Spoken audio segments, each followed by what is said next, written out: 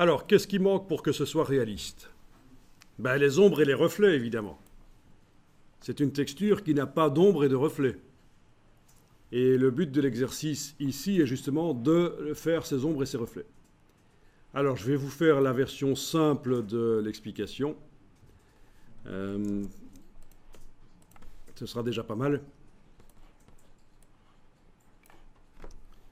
Alors, les ombres et les reflets, ils se trouvent où?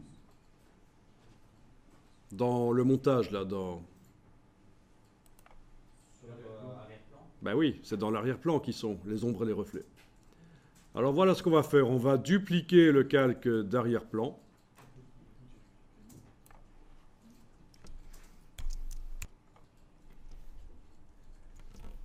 On va mettre la copie au-dessus de la texture, dans l'empilement des calques. Et en fait, je n'ai besoin que des niveaux de gris de ce calque. Je n'ai pas besoin des couleurs, donc je vais le transformer en gris. On va dans Images, Réglages, Désaturation, CTRL majuscule U si vous voulez.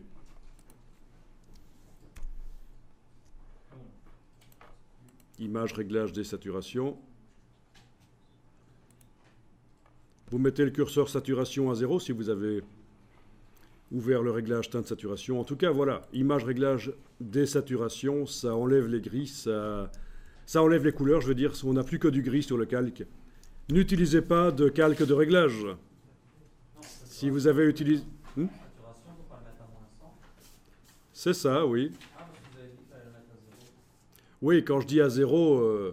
ça veut dire qu'il n'y a plus de couleur, oui, c'est moins 100, ça correspond à moins 100 dans le réglage teinte saturation, en effet. Enfin, de toute façon, si vous faites image, réglage, désaturation, ça vous enlève les couleurs, c'est bon. Donc, n'utilisez pas de calque de réglage. Si vous avez un calque de réglage teinte saturation, c'est pas bon, vous le jetez, vous allez par le menu image, réglage. On modifie réellement les pixels ici.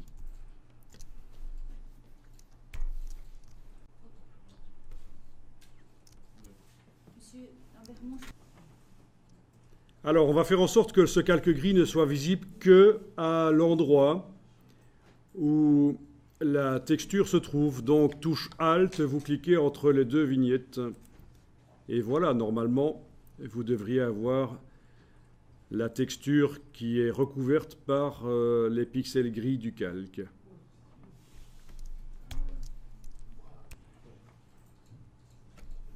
Alors, ce calque va me servir à faire les ombres, donc je vais le renommer ombre.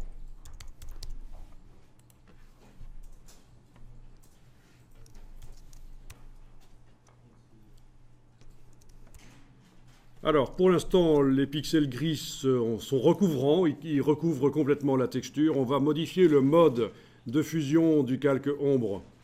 À la place de normal, vous allez le faire passer en mode produit. Produit.